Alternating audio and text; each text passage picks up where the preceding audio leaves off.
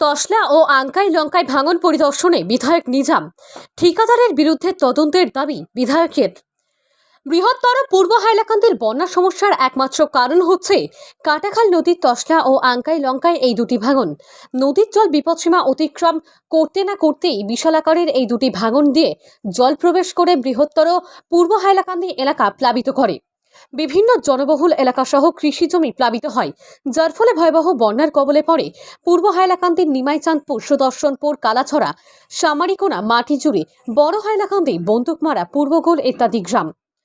জনগণের অভিযোগ, সারা বছর নদী ভাঙনের কোনো কাজ নেই। বন্যা আসলেই জলসম্পদ বিভাগের পক্ষ থেকে কয়েকটি জিও ব্যাগ ভাঙন প্রতিরোধে বসানো হয়।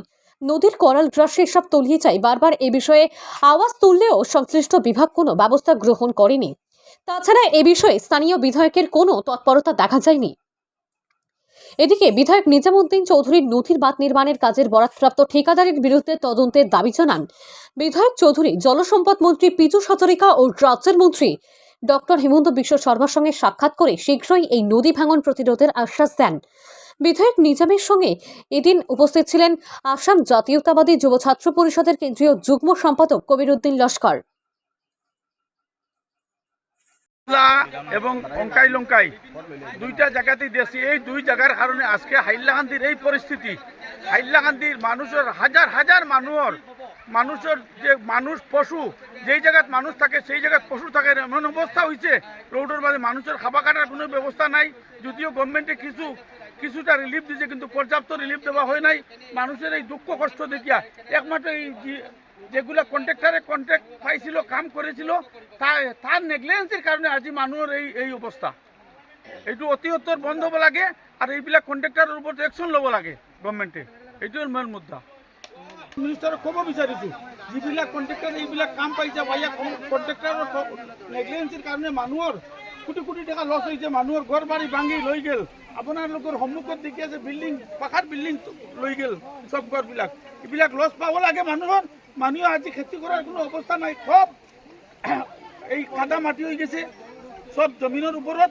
কোনোবা মানুহে খেত কৰিব নোৱাৰে, এনেকুৱা অৱস্থা হৈছে। আমি মাননীয় মুখ্যমন্ত্ৰীক ক'ব বিচাৰিছোঁ, যিবিলাক মানুহে লছ পাব লাগে, এইবিলাক দক্ষিণ মানুহে ঘৰ বাৰী যিবিলাক ভাঙি লৈ গৈছে, এই ঘৰবিলাক পাব লাগে। কাৰণ এই তসলা কালৰ কাৰণে আমাৰ পুৰা হাইলাকান্দি বৰবাদ হৈ গৈছে। আপোনাৰ আছে সব তাতেই যায়, সব তাতেই যায়। আলকাপুৰ এবাৰ মনপুৰ তো সেই ৰয়েছে, এতিয়াও একো হোৱা নাই। কিন্তু মনপুৰ বেড়াকালৰ পাৰ হয়েছে 2-3 জায়গাত আমি দেখিছো। সেইবিলাকক কন্ট্ৰাক্টৰেৰ কাৰণে এনেকুৱা অবস্থা হয়েছে। আমাৰ কথা হল এইবিলাক কন্ট্ৰাক্টৰত ব্লেকলিস্ট কৰিব লাগে কৰি, আর এইবিলাক মানুহে ক্ষতি পাব লাগে। ক্ষতিগ্রস্ত যিবিলাক মানুহে ক্ষতি পাব লাগে, ঘর বাড়ি তার ভাঙি লৈ গৈছে, এইবিলাক পাব লাগে। আমার এটাই দাবি হয়। প্রতিদিন আমি একজন ঠিকাদার আছিলো, আর একজন আসলো কলিম, এনেকুৱা 2-3 কন্ট্ৰাক্টৰেৰ কাম আছিল। এইবিলাক মানুহে এতিয়া ইনকুৱাৰী, বড় ধৰণৰ ইনকুৱাৰী কৰিব লাগে, কি কাৰণত এনেকুৱা অৱস্থা হ'ল। মানুহৰ দেখি মানুহৰ অৱস্থা দেখি নিজে দুখ লগা হৈছে, নিজৰ এনেকুৱা অৱস্থা হৈছে। যোৱা 15 দিনমান আগতে যিটো বানপানী হৈছিলে, তাতে দেখা গৈছে পূৰ্ব হাইলাকান্দিৰ চামাৰিকোনা, নিমাইচান্দপুৰ, বৰ হাইলাকান্দি, পূৰ্বগোল, তাতে মনপুৰ, হাইলাকান্দিৰ বখৰিয়াৰ গোটেই প্লাবিত আছিলে। এতিয়া 15 দিনৰ পিছত আকৌ সেইটো বানপানী হৈছে, আৰু সেইটো বানপানীৰ মূল উদ্দেশ্য হৈছে আংকাই লংকাই আৰু তসলা।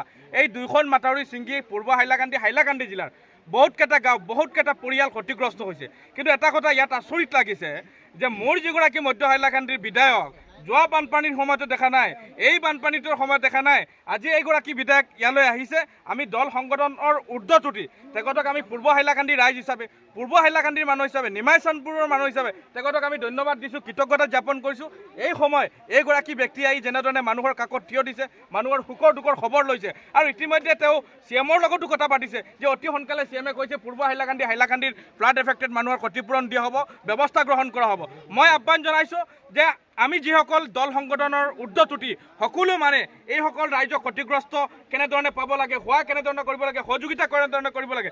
আৰু বিশেষকৈ আজিৰ দিনত মই পূৰ্ব হাইলাকান্দিত দেখিছোঁ, আমি গোটেই দিনত ঘূৰি আছিলোঁ। আজি গধূলি আবেলিৰ সময়ত ইয়ালৈ মাননীয় বিধায়কগৰাকী আহিছিলে, আমাৰ লগত যোগাযোগ কৰিছিলে। গতিকে আমি এটা কথা আচৰিত পাইছোঁ, যিগৰাকী আলগাপুৰৰ বিধায়ক, আলগাপুৰৰ মানুহে ভোট দিলে, সেইগৰাকী বিধায়কে মধ্য হাইলাকান্দিত আহি হাইলাকান্দিৰ বিভিন্ন প্ৰান্তত ঘূৰি এনেধৰণৰ মানুহৰ দুখীয়া ৰাইজৰ খবৰ লৈ আছে, মানুহক আৰ্থিক সহযোগিতা কৰি আছে, সহায় কৰি আছে। গতিকে আমি আমাৰ পূৰ্ব হাইলাকান্দিৰ মানুহ হিচাপে, আমি এগৰাকী পূৰ্ব হাইলাকান্দিৰ ৰাইজ হিচাপে আমি তেখেতক ধন্যবাদ দিছোঁ, কৃতজ্ঞতা জ্ঞাপন কৰিছোঁ আৰু তেখেতক আহ্বান জনাইছোঁ যে অতি সোনকালে তেওঁ ফ্লাড কণ্ট্ৰল বিভাগৰ মন্ত্ৰী, ফ্লাড কণ্ট্ৰল জলসম্পদ বিভাগৰ লগত আৰু অসমৰ মাননীয় মুখ্যমন্ত্ৰীৰ লগত সাক্ষাৎ কৰি অতি সোনকালে এই টচলা খাল, আংকাই লংকা খাল দুয়োখন মাথাউৰিত কেনেধৰণে নিৰ্মাণ কৰিব লাগে তাৰ কাৰণে ব্যৱস্থা গ্ৰহণ কৰিবৰ কাৰণে তেখেতক আহ্বান জনাইছোঁ, দাবী জনাইছোঁ। তাৰ লগে লগে এটা কথা কৈছোঁ, যিসকলে টচলা বাল কাৰণে কোটি কোটি আত্মসাৎ কৰি আছে, আংকাই লংকাৰ কাৰণে কোটি কোটি টকা আত্মসাৎ কৰি আছে, ডাইচৰ নামত হাইলাকান্দিত লক্ষ লক্ষ টকা একাংশ কণ্ট্ৰেক্টাৰে জলসম্পদ বিভাগৰ হেৰিৰ কাৰণে তেওঁলোকে লুটপাট কৰি আছে। অতি সোনকালে এইগৰাকী বিধায়কে চিএমৰ লগত কথা পাতি আমি তেখেতক আহ্বান জনাইছোঁ যে অতি সোনকালে এইবিলাক কণ্ট্ৰেক্টাৰ হোৱা তদন্ত হ'ব লাগে, ইনভেষ্টিগেশ্যন হ'ব লাগে। আৰু এনেধৰণৰ যি টচলা খালৰ ওপৰত মানুহৰ এনেধৰণৰ বিল্ডিং, মানুহৰ ঘৰ দুৱাৰ নোহোৱা হৈছে, আজি মানুহ থাকিব লগা ব্যৱস্থা নাই। গতিকে মই আহ্বান জনাইছোঁ পূৰ্ব হাইলাকান্দিৰ মানুহক সহযোগিতা কৰক, সহায় কৰক। আৰু বিধায়ক নিজামুদ্দিন যেনেধৰণে সহায় কৰি আছে, গতিকে পুনৰবাৰ তেখেতক আমি ধন্যবাদ দিছোঁ, কৃতজ্ঞতা জ্ঞাপন কৰিছোঁ।